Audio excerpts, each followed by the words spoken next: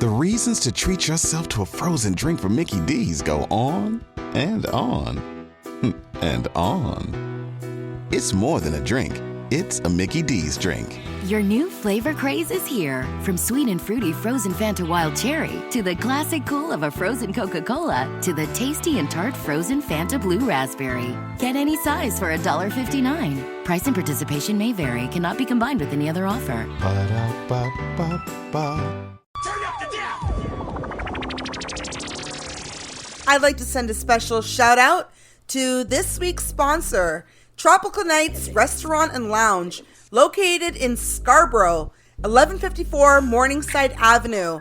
And guys, you already know they are the best rooftop patio in the 6. When it comes to food, when it comes to drinks, when it comes to music, they have everything on lock, and you will not be disappointed. I mean, the pepper shrimp. There's my reco. Try out the pepper shrimp. Try out the pina colada. They got the best rum punch, hands down, in the 6.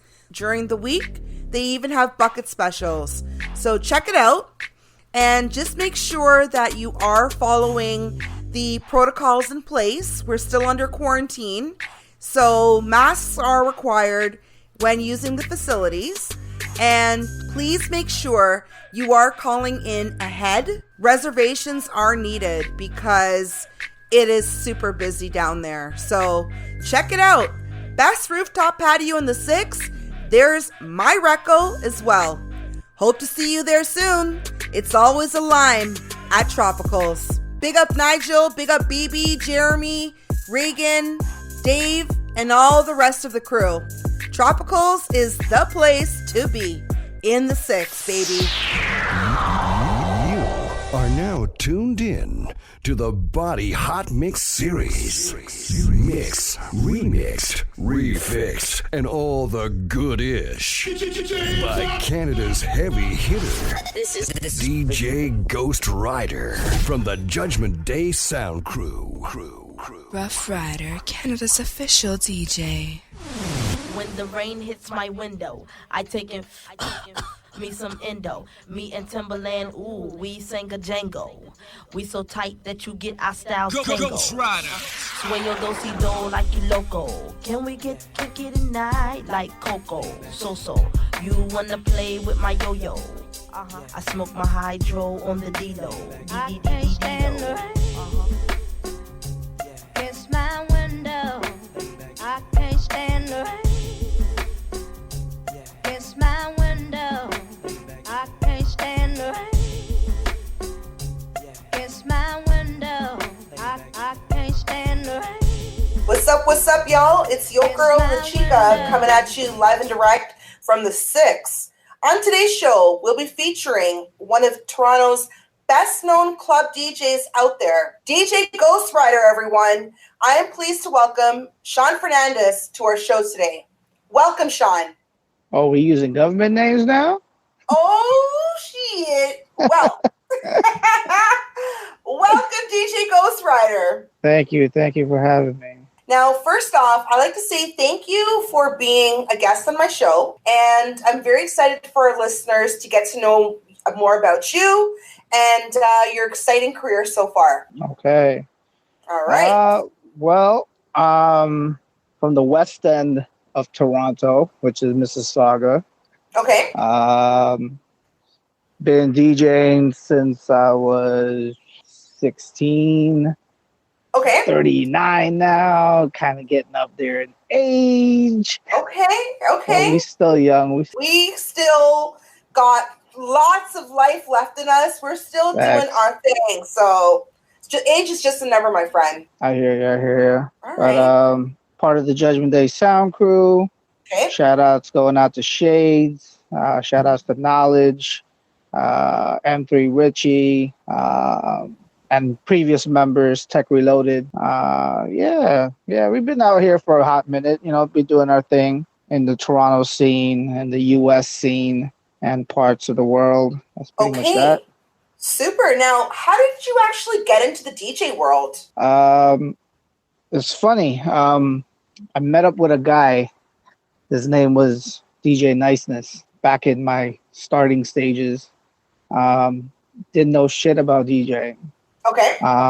We used to play basketball down at Cawthra. Okay. Repping Saga hard there. Yeah. And, he came with his little boombox, playing his mixtapes and whatnot. And I was kind of liking his mixes and blends and whatnot he did on his hip-hop mixtapes. Okay. So, started questioning it and whatnot. And then, two things, started hanging out with him. He invited me over, mess around with his turntables, trying to learn the equipment, trying to play 1-2 records here and there. And then, pretty much from there on, I just kind of got the hang of it and tried to see where it would go. And as they say, folks, the rest is history. All right. Yeah, practically. Now, your name, DJ Ghostryder, what inspired you for this name? I had a few names before that. Okay. Which is pretty crappy. Well, actually, technically just one. I used to call myself DJ Intellect. Okay. Because I was all in my books. Okay. So, a little smarty pants. Called myself Intellect. Didn't really go anywhere. Okay. Never heard that one before, to be honest with you. No. Never. But I started off as a reggae DJ. And there is a reggae sound in Canada called Military Sound. Okay. Right? Pick up Alan Ladd. There used to be a DJ on Military back in the 90s called Junior Rider. Okay. Okay. So because I used to play a lot of reggae parties starting out, I used to play a lot of after hours back in the days. And Military used to be a big part of the after hours scene. Okay. And I used to open up because, I knew the bar owner. He let me come do warm-ups and whatnot so I could get my practice on and, so on and so forth. Right. Before the big guys came on. And Junior Rider was part of Military at that time, basically gave me my name because I sounded like a real reggae dancehall DJ. Okay. Right? And he basically gave me the name because I sounded just like the way he would play. Just a rider. Right? So because I had the same feel and vibe that he carried when he played Military, he gave me the name Rider because, he was Junior Rider. Right. So I just kept on just Rider for just introducing myself into the scene until the movie Ghostryder came out. Okay. And that's when I changed my name officially from Rider to Ghostryder. Okay. Just because of the movie. I liked it. Okay. And it kind of just stayed, and everybody started going from calling me Rider to now Ghost. Okay. So Ghost kept on, and I kind of kept. I still have the name Ghostryder. People still call me Ghost. They call me Ghostryder. They call me Rider. But it's all affiliated. That's interesting how you started off playing reggae, because from the years that I've seen you spin, it's mostly hip hop, which I freaking love, because not a lot of the DJs tend to play this type of hip hop, the more underground stuff that's not obviously mainstream. Yeah. How did that evolve? How did you get into more of the R&B, more of the hip hop side of things? So, first of all, the reason why I jumped into reggae first is because I didn't have a lot of money to buy various styles of music. Vinyl was not cheap. It was not cheap. No. It was not cheap. I mean, you could buy a single for like $13.99 a tracks. Sometimes it was like a hot record, it would be like $20. Oh, Albums were like $30 to $40, and plus being a DJ, you got to have doubles of everything. Right. So you're not just buying 13, you're buying 2 of them now. Right. But reggae was cheap. It was $4 for 45. And it was, and the best way to learn how to mix music as a DJ is learning how to mix reggae, because the rhythms are similar. Right.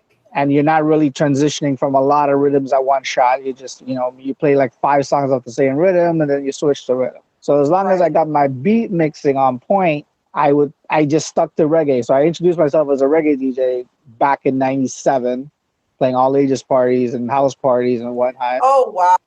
Okay. The good days. Yeah. And then the way I got into playing hip hop and R&B and everything else was that I wasn't making enough money just playing reggae. Like back then, like when I started, I was making like $50 a gig. Wow. Like playing like big nightclubs, I was like all ages. I was playing for like places like Elbow Room and Abyss. I used to go there. First of all, guys, if you did not know these clubs, you are not in the know. Like Friday night at Abyss, Saturday night at Elbow Room, you don't know. It was the party scene.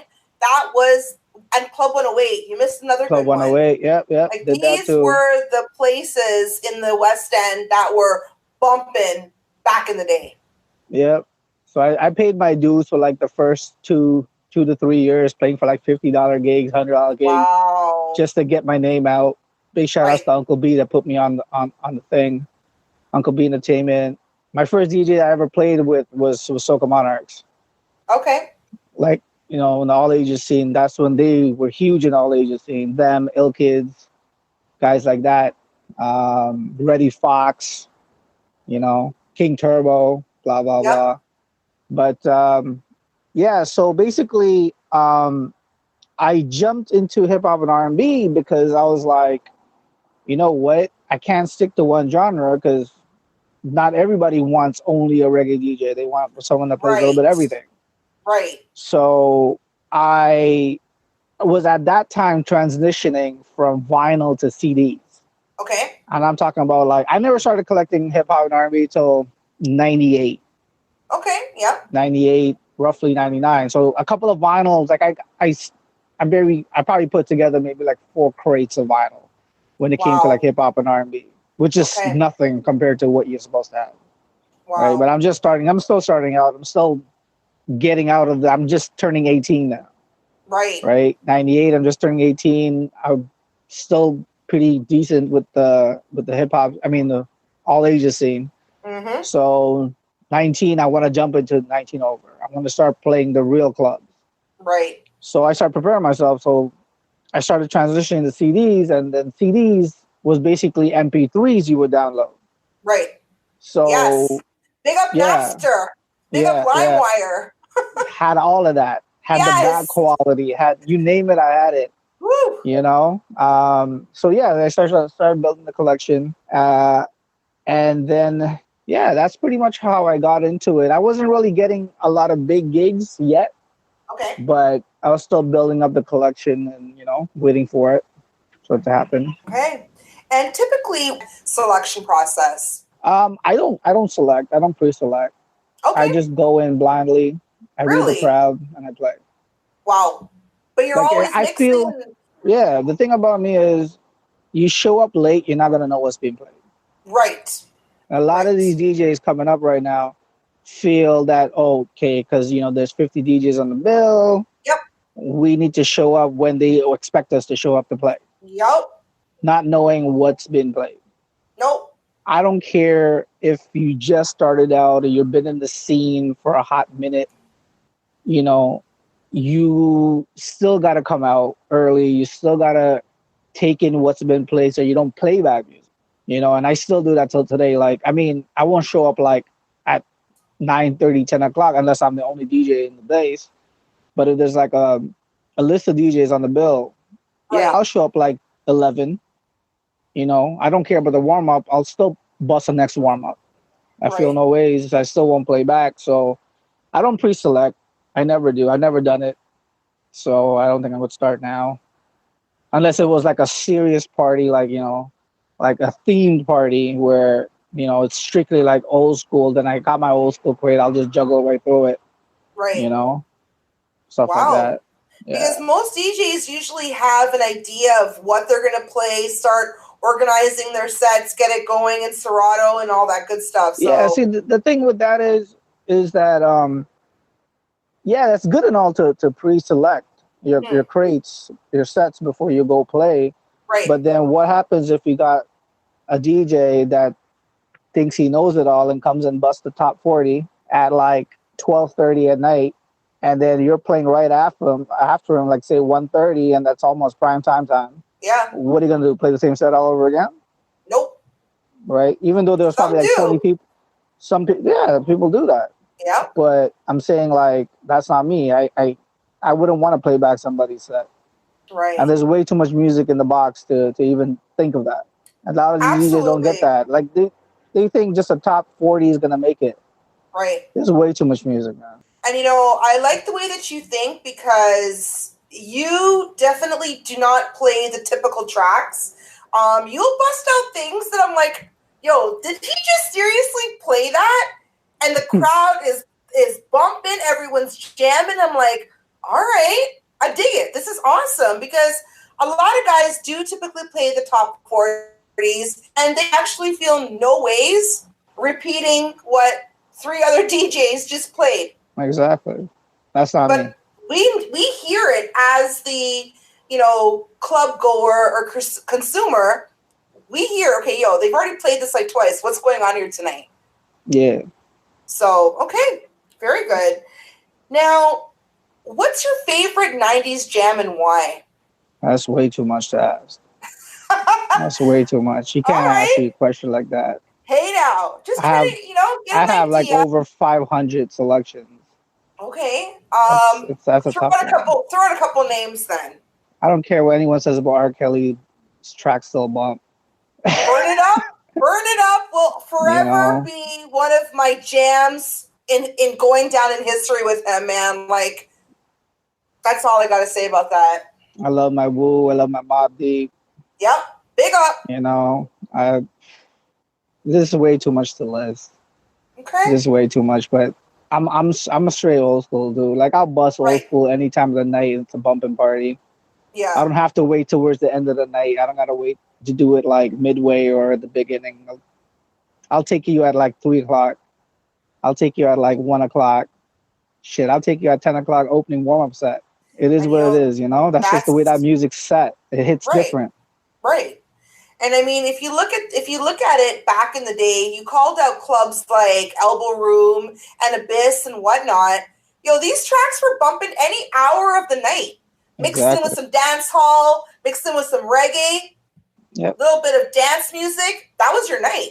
Yep, pretty much. So, all right. Now, another tough question, seeing as the other one was a tough question. Yeah. Couple of your favorite artists and why?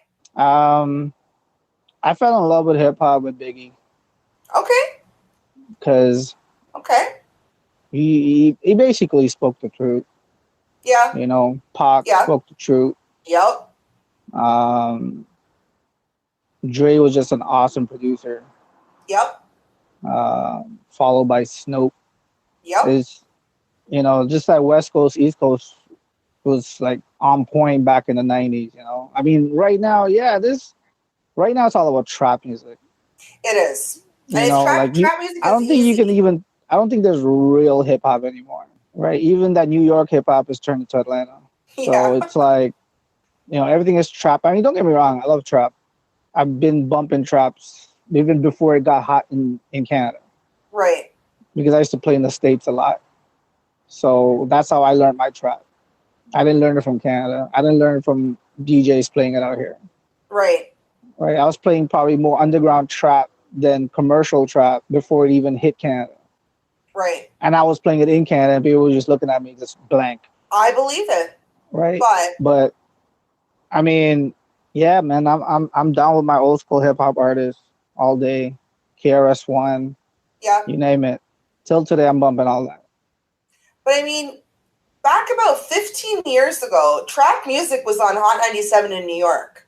Yep. So it was always there all over the States, but it wasn't here in Canada. You wouldn't hear it at a club like that. No. You'd just be like, what exactly is this mix up? Yeah. So it's true. But now that's the music of today. Yeah, pretty much. Like I don't think I even heard a decent hip hop record in a minute. It's I all believe New it. York artists are busting trap, so it's rare. I think Pop Smoke was probably the only one that came out recently that, rip Pop Smoke, but he was probably the only one that came out with a decent hip hop album in probably 2 decades. Wow. Yeah, In a minute, that's for sure. yeah. Now, in your career, you've played tons of amazing events, from boat cruises, clubs, all sorts of different things, and the list goes on and on and on. What are typically your favorite events and why? I like boat cruises. They're fun. Yep, Unfortunately, we live in a country where it's seasonal. right. But I you know what? I don't really have specific. Actually, no, I lied. I do have specific events. For example, my birthday party. Yes, yes. Yeah. Tell us about that. Yeah, Sagittarius status. It's been going on since 2005. Okay. So it's been out there for a hot minute. Wow. I mean, it started off really small because I used to do. I was a resident DJ at Government Nightclub on Fresh Fridays for like 4 + 5 years, Okay. and I used to control a small room. It was called the Deluxe Lounge. I don't know if you remember that. Oh, yes, I do. So that used to be Deluxe Lounge on a Fresh Friday night. Used to be the reggae soca room Yeah. of the urban night. Yeah. The main room, which had Baby U, had like all the hip hop, R&B, reggae, top 40, stuff like that. In the orange room, yes. No. I'm talking about Fridays. Oh, okay, so I never used to go on Fridays. Fridays, Orange Room had a separate booking. Yeah, it was like different parties on a Friday in the Orange Room. But on the main room was like the urban night, and then part of the urban night in the Deluxe Lounge, which was a small lounge, was Judgment Day Sound Crew with myself and Tech Reloaded. Okay. And Lindo P. Wow. And we would play soca reggae with a little bit of hip hop, but not too much. More hip hop, more soca and reggae. Right. And big shout outs to Mass Appeal Entertainment, because they're the ones that brought us in there. Okay. So that's where I originally started Sagittarius status. Wow. So that little small room grew into something real special.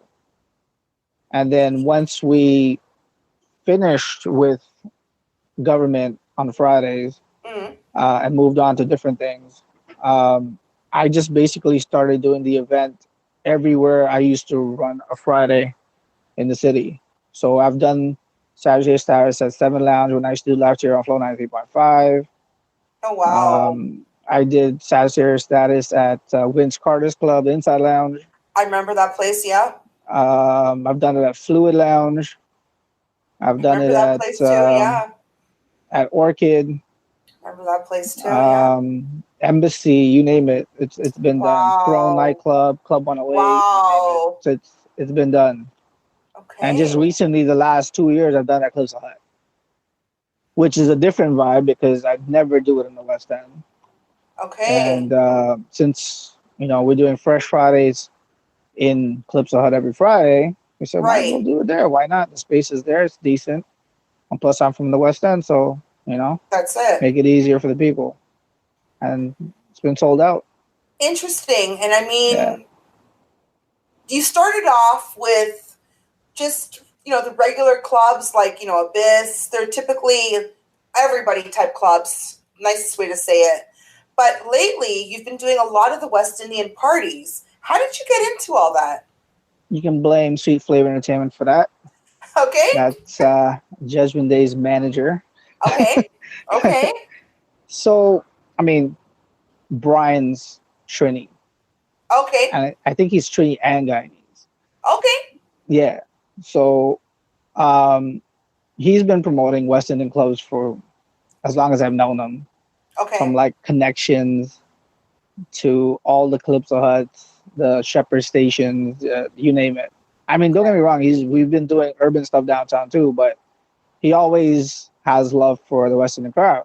Right. Clientele. So because he wanted to still keep it, I said, okay, cool. Let's do everything else and also cater to the West Indian clientele.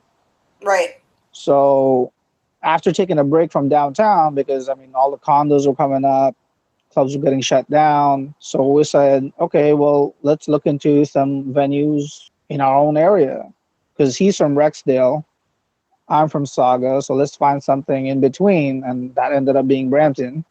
Okay. And, spoke to Jerry, made it happen, and, we kind of did our thing. But, we've done parties everywhere else, too, like West Indian parties, but we've never, ever done a weekly West Indian party. Right. Until we came to Clips Hut. Okay. We always did a lot of one-offs, theme parties, etc. But, Clips Hut was like our first weekly, and it did pretty decent. I would say we've been there for 2 years now, 2.5 years. So, yeah, it's been pretty good. Yeah. Well, the unfortunate thing after hearing this, I never grew up in the whole West Indian community. My clubs were government, comfort zone, dogs, orchid, inside, lot 332, Minaj. Like, I did everything but the West Indian scene. And unfortunately, I've never experienced your Sagittarius party.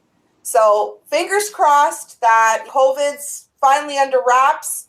It will be my first experience ever.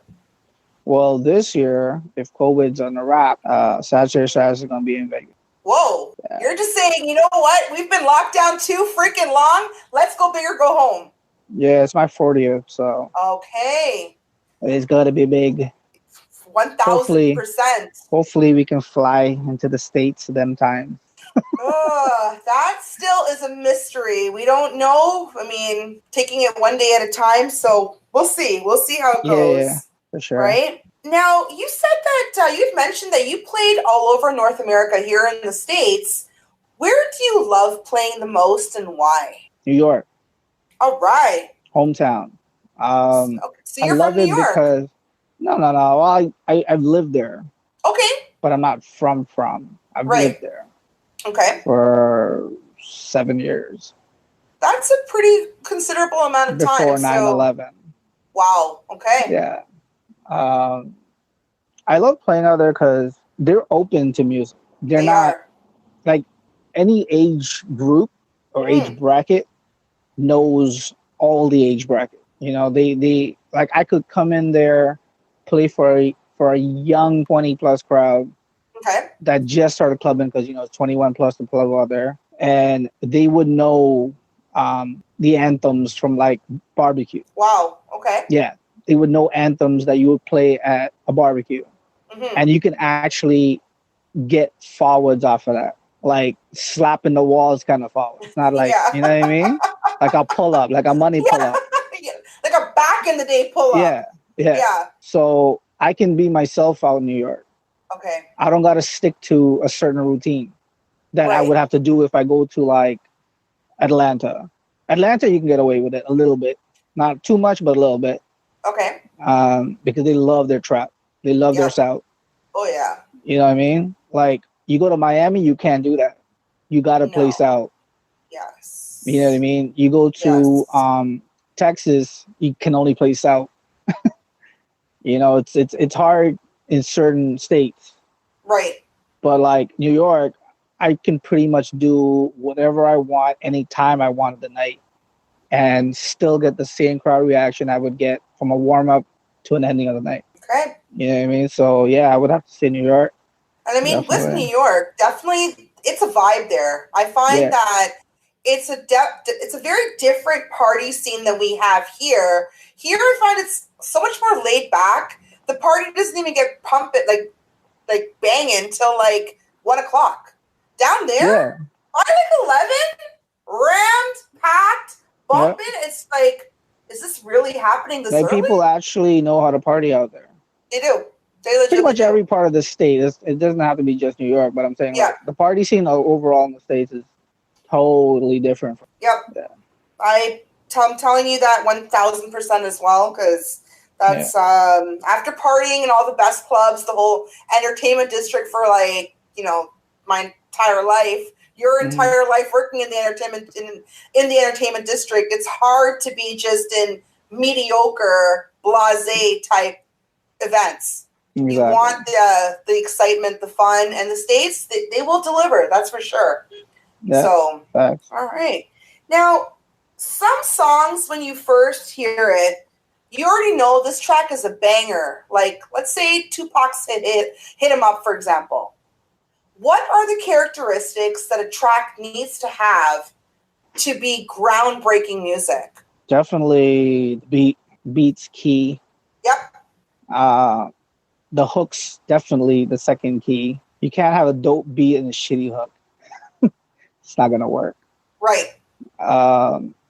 Those two together, you could have the rest of the track sound like trash. But as long as you got those two locked, like 1,000%, the track's fire.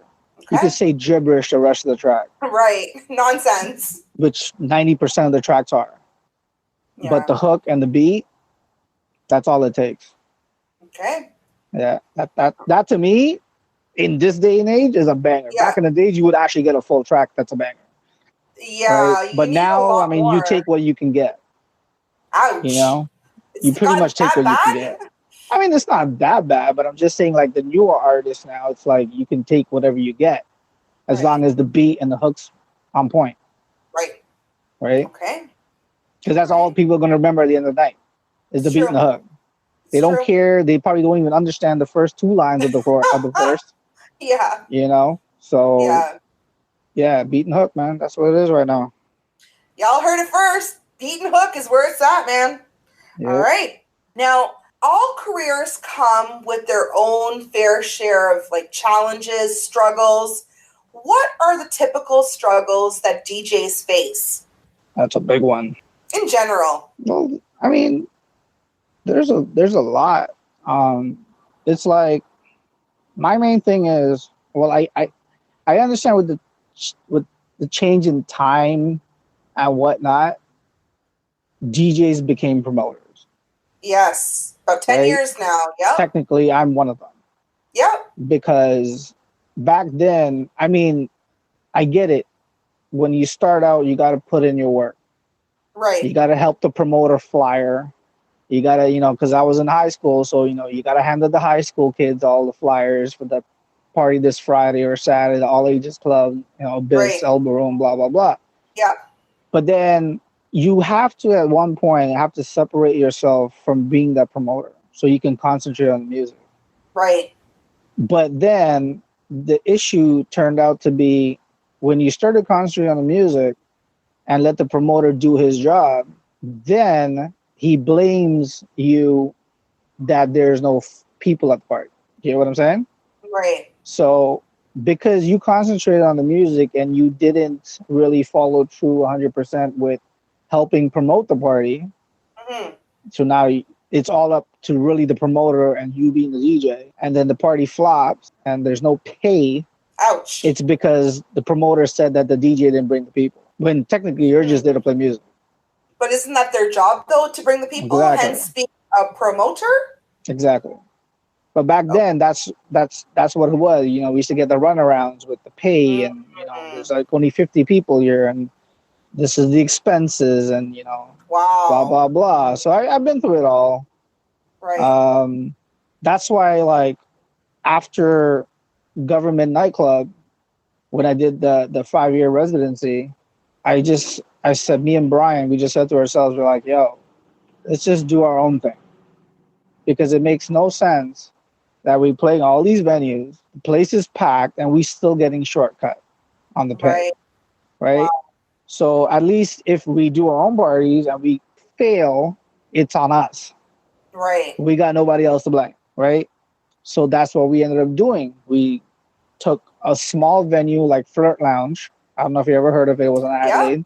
Yeah. Adelaide and Duncan. Small little hole-in-the-wall club, but it did the job. It was a very, very tiny club. Yeah, it was two levels. And it was perfect because we started up a Saturday night there called Smash Saturdays. Okay. And it was Judgment Day and Fully Loaded, 2 DJs, and we ran the shit out of it. We did our own street team work.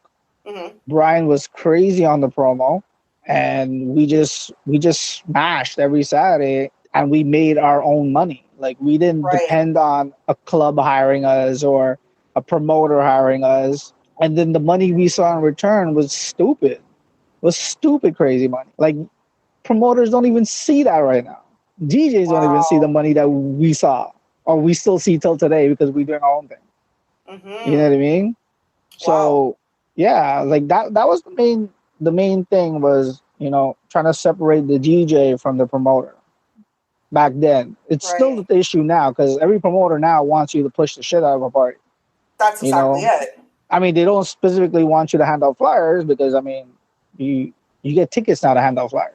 Right. You got to be real scarce about it. Right. And you know, flyers, I don't feel do what they used to do. No. Right. So it's all about social media promo, your Instagram, your Facebook, your Twitter, your Snapchat, your TikTok now, whatever the case may be. Right. So I feel that, you know, I mean, I don't have a problem pushing parties. Like, I've never said no to a promoter that's hard. But it's funny though, because when I hire DJs, I always get the runaround. Oh, wow. Okay. The runaround to push the event I just booked you for. Right. It's like pulling teeth. Oh, you know? But me, I mean, to me, it's like, hey, any promo is good promo. Right. If I don't push it and he pushes it, at least at the end of the day, he can't tell me that, hey, I didn't bring nobody or I didn't promote. You know, as they say, you didn't promo, so you shouldn't get paid. Right? Oh, so, wow. Yeah. That's still going on. But I mean, back in the day, if you did not have those flyers, you had no damn clue what events were coming up. Like, right, because there was no social media. No social media. Exactly. That was social media. That was our social media. Exactly. Wow. Interesting. And I mean, I still have a box from the 90s that I kept and the 2000s, just random flyers from everything, from Fluid, from Wet Bar, from Level, the whole, like the entire, I was an entertainment district queen back in those days. So, I mean, that was my thing. So I'm going to take a look through and see, like, Judgment Day and Ghostryder and all that good stuff. Yep. You guys are definitely on these flyers. So for sure. Interesting. What a trip down memory lane. Awesome. Yeah. All right. Now, all careers, again, there's always room for improvements. You know, whether you're an artist taking vocal lessons, what would be something that DJs can work on improving, aside from the promoting aspect of things? To make them from being a regular DJ to a, damn, that man's fire, yo. It's innovation. Okay. You have to, like, you can't be simple anymore. Just the regular mixing from one record to the other doesn't really cut. I mean, it cuts when you're practicing. Right. You know, but people want to see, you know, what they do right now with the whole Red Bull freestyle, you know, all that kind of stuff. Like, you know, what DJ Puffy does, you know, like that kind of style is what gets the crowd going. Right. You know, a lot of DJs can pull it off. A lot of DJs can't pull it off. Right. You got to be really dedicated to learn that kind of shit. Okay. You know, like me personally, I love remixing. So you always catch me remixing some shit on the fly.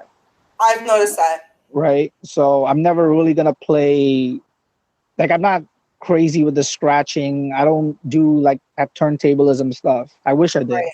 I'll probably take my shit to another level. But yeah. I mean, yeah, I'm pretty basic, but I still kind of like make it interesting in the crowd with the remixes. Like, I know remixes is not new either. It's still old. Scratch has been doing it for generations, you know? So it's like, but to me, it's like, I'm not copying what other people are doing. I'm doing my own thing, my own style of remixing. Okay. I'm not listening to what somebody else remixes and play it like the next week and do the same routine. You know, like, that's the last thing you would ever see me do is try and copy somebody else. But I've seen everybody else copy me. I've seen few DJs over the years copy word for word sets. Come on. It's like they recorded me and are now playing me back. Yeah, I've seen it way Maybe too many that's times. flattery? Whatever it is, That's really weird. Not even gonna that is lie. weird. That's weird. You know, Yeah. I've seen it way too many times, and even when they try to do it, it's like fuck up. But like, why would you try to do something you can't physically do? Right. At least practice, you know? I mean, it's great that you're trying to do something with it. Don't get me wrong. But don't come out sounding half-assed. I think for me, I want to get into the whole Red Bull freestyle kind of stuff. But at the same time, it's like, that's basically what everyone else is doing right now anyways. Like DJ Kevin is doing that. He's doing a crazy good job with it There's too. Brandon Duke. He's a young cat. Yeah. He's crazy. Yeah. He's super crazy. Yeah. Yeah. Like, but I don't know. Like at my age right now, I don't have the time and capacity to even try and attempt to do that. You know what I'm saying? Like, I'm not saying I want to keep it basic. I'm still doing what I'm doing. I'm still hyping a crowd. I still get a crowd going on what I do because that's just what I do. Right. But it'd be nice to try and do that style as well. You know, even if I can get a 5% of it in my set, great. Yeah. You know, which I think I have right now. Okay. But to do even like a 25% of it is good. That's what Kevin does, DJ Kevin. I've been watching that cat for a few years now, and he's crazy with it. You know what I mean? I rate that guy. I'm telling you as is, and I mean, I even told him recently that when I seen him play on this massive stage in Florida, not even gonna lie to you, I was completely shook. Because I was not expecting to see any Toronto DJ on that stage. And he came out and tore it up. Like literally freaking tore. I'm like, yes, represented T-Dot in the six and all this good stuff. And it was like one of my cousin's events, and they're like, well, yeah, because he's blowing it up everywhere. Everyone is watching him big time because he has that innovation, and he's doing things that, I'm sorry to say it as is, I haven't seen that in a long freaking time, man. Like, there's not a lot of guys who pull off that kind of style. Yeah. It's hard. Like, usually those sets are pre-planned. Yeah. Those sets are pre-planned. Like, you can't even, like, go on with a 45-minute set doing that all night. You can't. No. It's impossible to stick and do stuff on the fly, which is what he does. He does stuff on the fly. Yes. Which I rate. Yes. And that's how it's supposed to be done, is on the fly.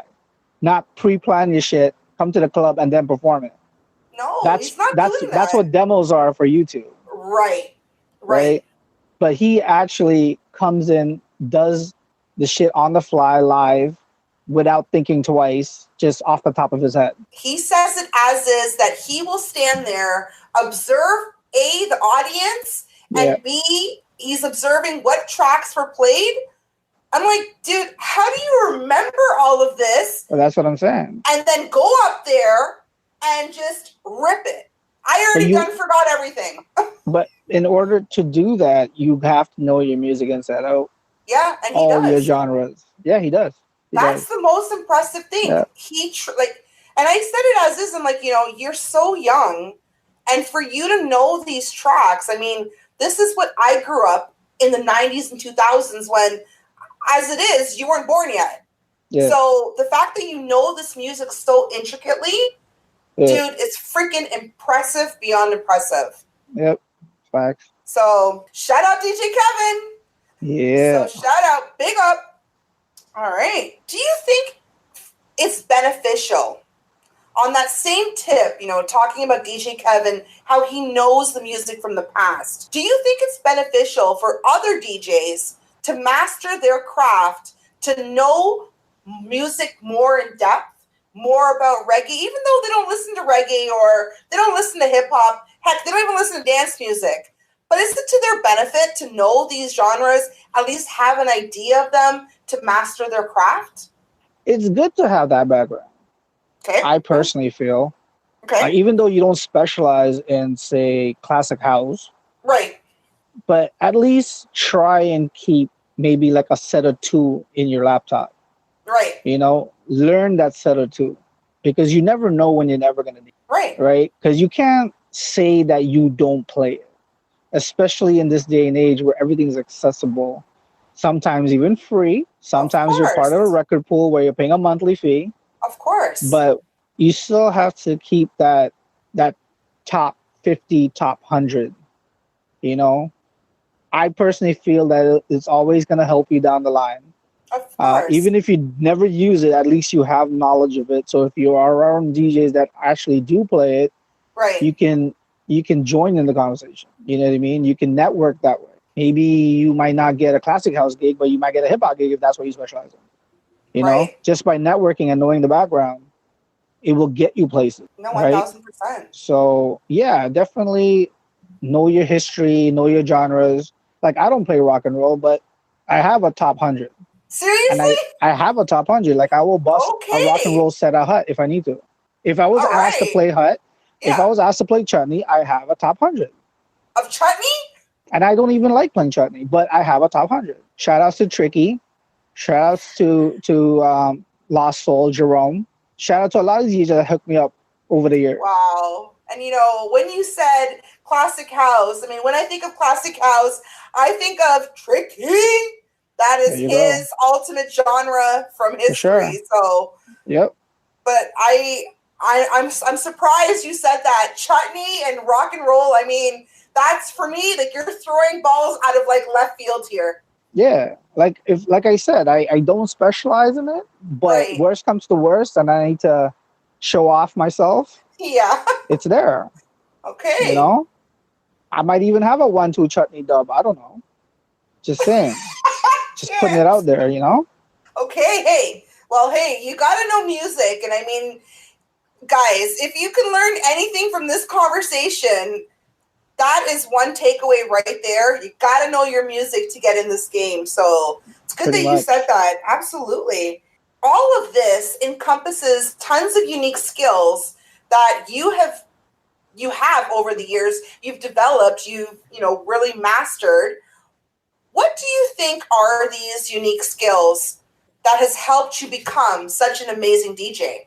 I don't know. I just thought it was just amazing on my own. I don't know. It's just you gotta stay in the network of things. Okay. You know, the key to this business is networking. Okay. Obviously right now social media presence is like the main thing. Like 1000%. you know, even though you don't get booked a lot, you still got to keep your social media presence at like 1,000. Yep. You know, it doesn't have to be flyers. Like DJs take a picture in their backyard and have a saying to it. You know, and that's all it takes to get your name out further, because now you got all these people liking your pictures. Yeah. And you know, later on you want to post your SoundCloud mix, and now those same people that liked your picture last week are like, oh, let's go check out DJ so and so's SoundCloud mix. He just dropped one, and you know, it might be good, it might be shit, we don't know. Yep. But at least you're networking, and people that didn't know you last week know you now, either as a good DJ or a shit DJ. Mm-hmm. You know, it all depends on you. Right. Which one you want to be. And yeah, it's really networking is key. Okay. That's... in this business. Nothing else. Like you could be I've seen the worst DJs with the best networking skills, and it's gotten them so far. Wow. Really? It's gotten them real far. Yeah. Even though they're not the greatest mix at mixing even and though, blending, yep. track selection, the most important elements. Yep. I've seen it. Okay. All right. I've seen it. Yep. Way too many times. Okay. Yep. Now, after doing so many events over the years, I mean, a residency at Gov for so long, you've done endless, hundreds and thousands of events. Mm-hmm. What keeps you motivated in the industry? Honestly, if once I catch a vibe, that's all it really takes. You know, if I don't have a vibe, I'm not motivated. Like I'll vibe to like 10 people in the club. Okay. You know what I mean? As long as they're having fun, I'm having fun. Right. And that's really what keeps me going is the clientele. You know, it could be, like I said, 5 to 10 people or 1,000 to 5,000 people. As long as I'm providing a vibe and they're enjoying themselves, and you know, that's really all it takes for me to keep going. And as long as there's good music still getting put out there.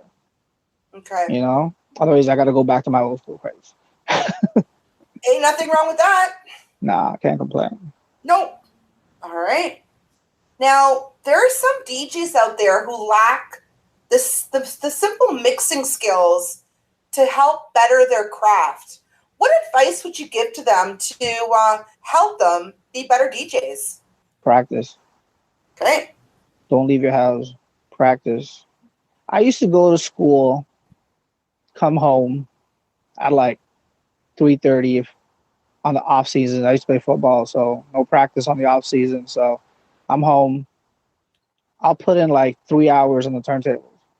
Oh, wow. Okay. 3 hours of just, you know, I mean, I did get the fundamentals from my boy DJ Niceness, who originally I started off with.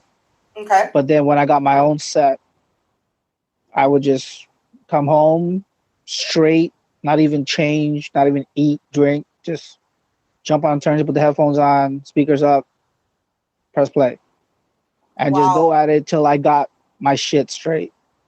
Till I personally felt that I sounded right. Mm-hmm. I never took a gig. Wow. And even when I started sounding right, I still practiced. It might not have been 4 hours, maybe an hour, 2 hours, but I did that consistently every day. You know? Okay. Now, I mean, I play too much that I don't even need to practice anymore. Like, that is my practice. Right. You know what I mean? So I honestly and strongly suggest that all upcoming DJs practice till you feel you sound right. Because you will know. You're your biggest critic. If you think you sound good sounding shit, then fuck. Godspeed. We got problems. Yeah. We got big problems. Okay. All right. Excellent advice. Yeah.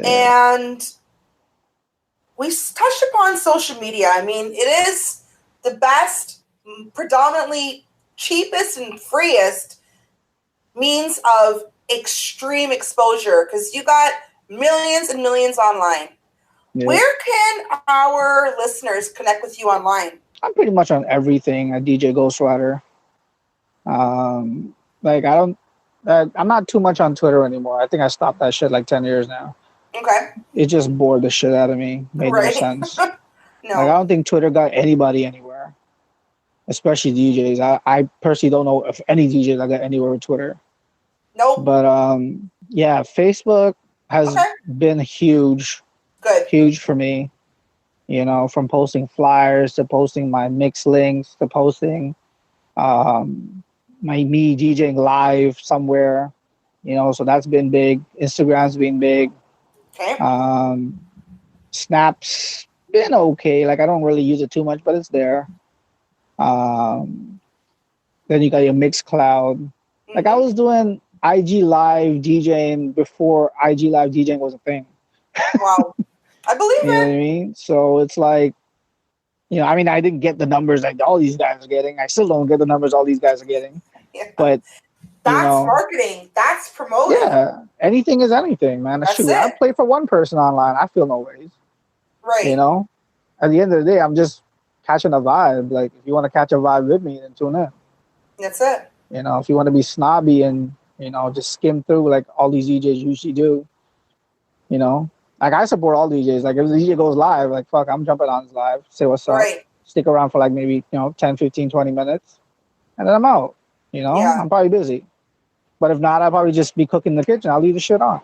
Yeah. But I see a lot of DJs that when I jump alive, they just skim through it. Like, it's like, oh, it's Ryder. Okay, bye. You know what I mean? But it's all good. I feel no way. You don't want to catch a vibe? Don't catch a vibe. It's all good with me. But, yeah, social media is pretty much at DJ Ghostryder. Okay. I'm everywhere, man. Like CP24. And SoundCloud. SoundCloud too, DJ Ghostryder. That's it. All right. Everything is DJ Ghostryder. Keep it the same all the way through. Perfect. Consistency is key in social media. Absolutely. Yep. Now, despite with the whole COVID situation going on, I know you've been doing your live streams, which are super awesome. I mean, we've been enjoying that. Any other projects, anything upcoming you want our listeners to know about?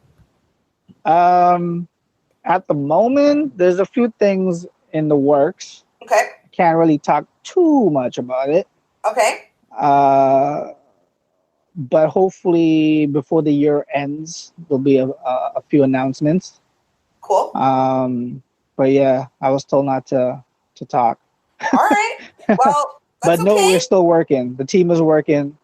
Okay. You know, we're trying to make some big moves for before 2021. So hopefully the COVID thing disappears faster, so the moves can move faster. Well, Sean, what's next for you? I want to open up a restaurant. Really? What kind of food? Maybe a little bit of everything. All right. A little bit of everything. Not too deep of a little bit of everything, but, you know, like comfort food. Okay. Comfort food, like, you know, comfort food for all nationalities. Yeah. Is basically what I want. Because I like eating, man. I love food. I love to cook. Nice. You know, and for the last 5-6 years, I've been trying to get this restaurant thing popping. Okay. And it's just, I mean, I know it's probably just not timing. Thank God it's not timing because right now this is not the time either. Yeah. So, yeah, hopefully a restaurant in the near future. Okay. And yeah, it'll be called Cachet. Cachet? It will be called Cachet. The name's already picked. Because you got the name on lock. What about location-wise? East? Definitely want to keep it central. Okay, so downtown. So that everybody can get to it. Perfect. All right. Mm-hmm. Well, fingers crossed. I mean, that venture is another thing that can only happen if all this madness eventually goes away. I mean, these guys are already struggling as it is, existing businesses out there. So, yeah, something to think about. All Definitely. right. And lastly, Sean, you know you got a ton of fans out there. You've been in the industry forever. And what message do you have for your fans out there? Be safe. Okay. During these times. Don't go crazy with it. Don't get lit every weekend. Mind your kids because all your asses are old. If you don't have kids, if you don't have your kids yet, go make some. Wow. Because you got plenty of time in your hands right now. Clearly, yeah. Nah, but just stay connected, man. Like if you see me online, say what's up. If I see you online, I'll definitely say what's up. Absolutely. You know, that's really it. That's all we could really ask for, man. I don't expect, like, I'm getting up in age. I don't expect to do this for the rest of my life.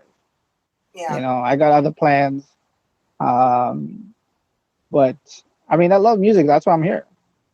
I don't really fuss about the pay anymore. You know, because I mean, I do my own events. So I'm caking regardless. Right. You know, I don't really wait for a promoter to call me and book, which not a lot of promoters in Toronto do that anyways. I usually get booked from a promoter only in the States. Oh, you know wow. What I mean? Okay. Yeah. In Toronto, it's like they blocked me. What? Yeah. They just, I don't know. I just feel like either I'm just doing way too much events on my own with my team. And they feel like, okay, well, Ryder doesn't need our help. He doesn't need our booking. You know, I think it's either that or they just block me. I don't know, but it's been like that for like 10 plus years. So. Okay. Wow. Yeah. So, I mean, like I said, at the end of the day, if you're a fan out there, say what's up. That's all we can really ask for right now. Exactly. And stay safe. Stay safe. Better days are coming. Hopefully. We can pray. We can be hopeful. Awesome. Well, guys, that's it for today's show. Sean, thank you for being such an awesome guest. Honestly, that was a trip down memory lane because now you brought up things I haven't even thought about for like 15, 20 years now. Legit. Because, I mean, when were these things happening? Abyss and 108 and all the fun times. That's like I completely even forgot that all ages even existed, and that was my thing as a child. All ages. Oh man, all ages was the shit. It really was. But how do you explain that to someone that you were underage but having the time of your life partying when there was like no alcohol and all that stuff involved? Yeah, they don't have that right now. They don't even have all ages anymore. No, I mean, I think if they ever did an all ages right now, it would be a huge massacre.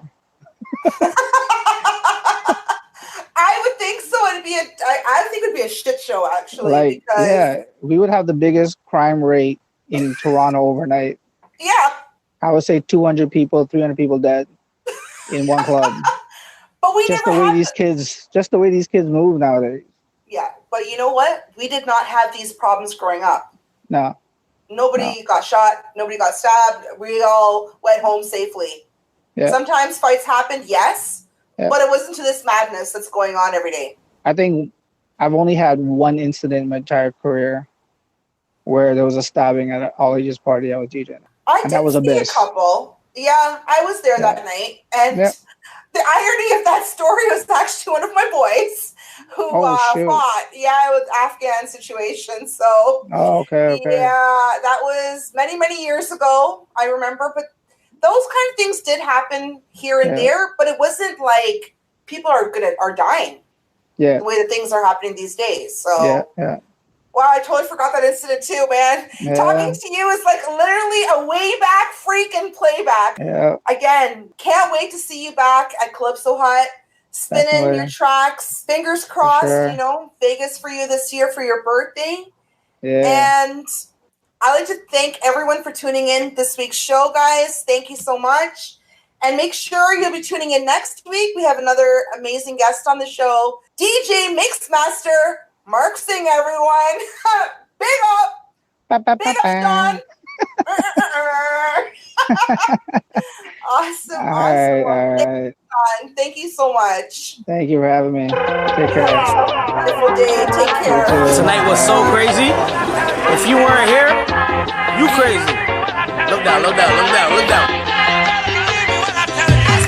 Now I like dollars, I like diamonds, I like stunning, I like shining, I like $1 million bills. Where's my pen? Bitch, I'm signing. I like those Balenciagas, the ones that look like socks. I like going to the Tula, I put rocks all in my watch. I like texts from my exes when they want a second chance. I like proving niggas wrong, I do what they say I can't. They call me Cardi, banging body, spicy mommy, hot tamale, hotter than a Somali. Burko, Ferrari, hop off the stoop, jump in the coupe, hit dip on top of the roof, flexing on bitches as hard as I can, eating halal, driving a lamb. So that bitch, I'm sorry though, got my coins like Mario. Yeah, they call me Cardi B, I run this shit like cardio. Woo!